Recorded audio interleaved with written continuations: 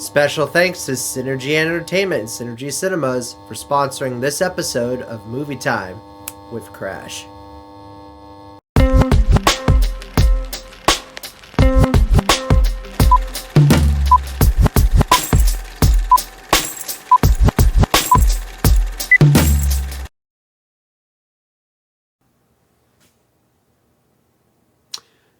Now You See Me, Now You Don't is a film that is the third film in a franchise of films, if you will.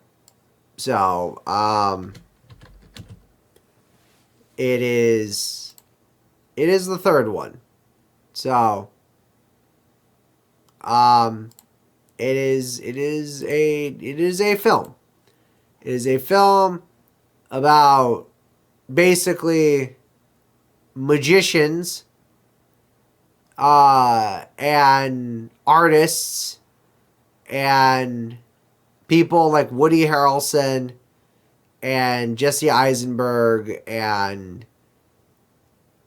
Ariana Greenblatt and all these people who basically are a secret group of magicians and artists who basically are thieves. And they, not only steal stuff and pull off magic tricks and use their abilities to do amazing things, but also are sort of like a modern day Robin Hood, where they steal from the rich, they give to the poor, or to the Commonwealth, or they steal from the rich and they use it to expose like corruption and tax fraud and greed and illegal activity that rich one percenters do, right? But they're also part of a group called the Horsemen. And the Horsemen basically are people that are this secret group of people who,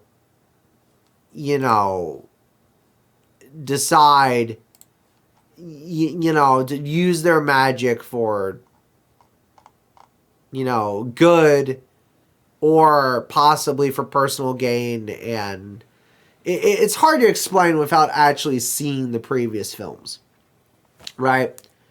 And this is the third one in the franchise. So, and despite almost not wanting to actually see this at all because of a terrible marketing stunt that literally lost a lot of people $147, which, if you want to hear about that, that's in a separate hot takes video. Or episode. But, aside from that, I went and saw the film. And the fine people at Synergy Cinemas and Synergy Entertainment were kind enough to hook me up with a Coke and a popcorn and a movie ticket to go see it. And how is it? Well, I can tell you, that's good. It's a good film. It's pretty dang enjoyable, I would say. It's actually just as good as the first one. Fixes a lot of issues from the second one. Adjusts the pacing compared to the first two films. Gives more world building and depth to all the characters. And actually serves a purpose and a point to existing. Especially with how a lot of these horsemen have actually retired after the second film, or just went on with their lives, or just split apart, And believe it or not, the reason why the horsemen are even back to begin with is because some mysterious person started sending out tarot cards to all of the horsemen plus 3 young kids who are magicians who want to be just like the horsemen. So the 3 young pupils combined with the return of the horsemen have to all team up together in one big group to take down a very interesting business lady who's I kind of want to say she's evil. Evil in the sense of the whole message of the film and what it's trying to present. But also evil in the sense of like she's very corrupt. She is very, very, very corrupt. Yeah. And the character of Veronica Vanderberg, she's the head of a South African diamond company that was formed by her late father, who turns out is dealing with money laundering and other fun illegal activities. What those are, you'll have to watch the film.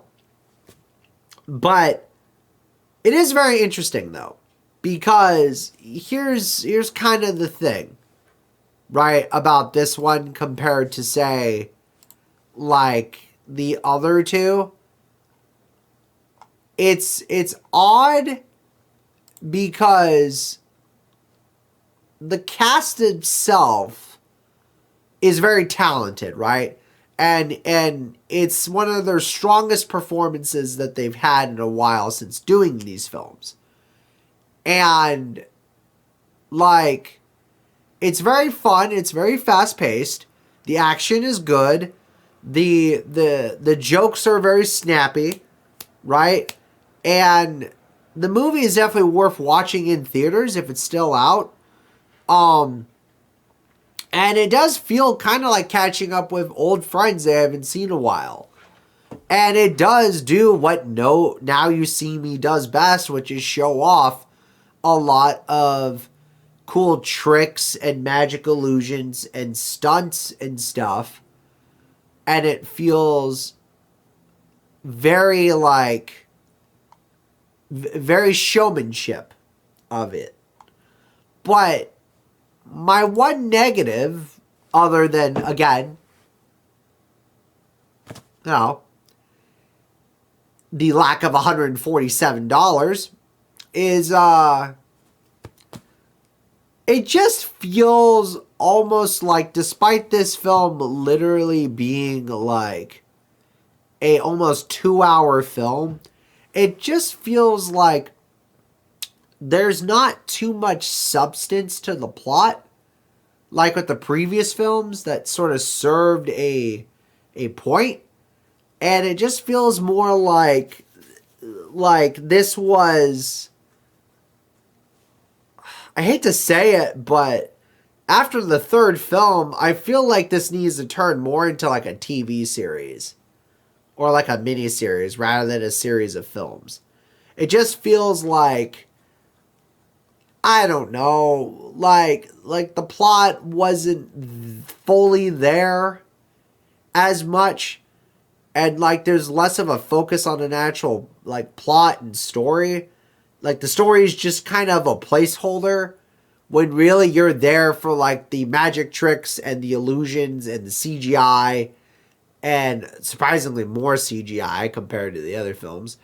And you're there more for like the showmanship and the majestic sort of like grand illusion of it all. So, not to say that's bad. If that is what you're into, if that is what you're looking for, go watch the film. But after the third film, it felt like the film was wanting to actually do more world building with these characters, that we've previously seen and set up these new characters more. And like, it just felt like for the 2 hour runtime, it just felt like some of that wasn't properly balanced, is all. Not, again, despite that though, this was a good film. Like, it's worth watching. The action is cool. The CGI for what's there is cool. The chemistry from all the actors is great and really snappy and very, like, right there. A lot of the set pieces are cool. The music is decent. Everything's just a fun little magic trick of dopamine. But if you get past the sort of meh plot and you realize that this magic trick of a movie after 3 movies now is more based on the theatrics rather than like the story, you'll get more enjoyment out of it. If you're looking for something where after 3 films you want them to focus on a more serious, grounded sort of plot about the point of stealing from this lady, you're not gonna get that. If you want more of that, go watch the first 2 films that sort of serve like an actual like message and a point about why they are doing what they're doing. But if you don't want that and you just kind of want like basically almost like a filler episode, but with some, plot, lore stuff thrown into it, you'll enjoy this. So, which is weird about a series of films involving modern day magicians basically all teaming up to be like modern day Uncharted and Sly Cooper and Tomb Raider, but with magic. So, but yeah, go see the film. I actually like it. It's good.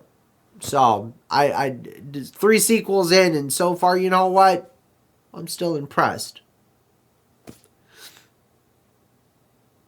Also, I'm sorry I'm recording all this late at night while I have a stuffy nose.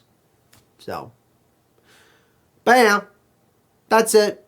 Go see Now You See Me, Now You Don't in theaters. Special thanks to Synergy Entertainment and Synergy Cinemas for sponsoring this review and this episode. And sometimes magic is more in the eye of the beholder and the viewer rather than the illusion itself. See you for the next one.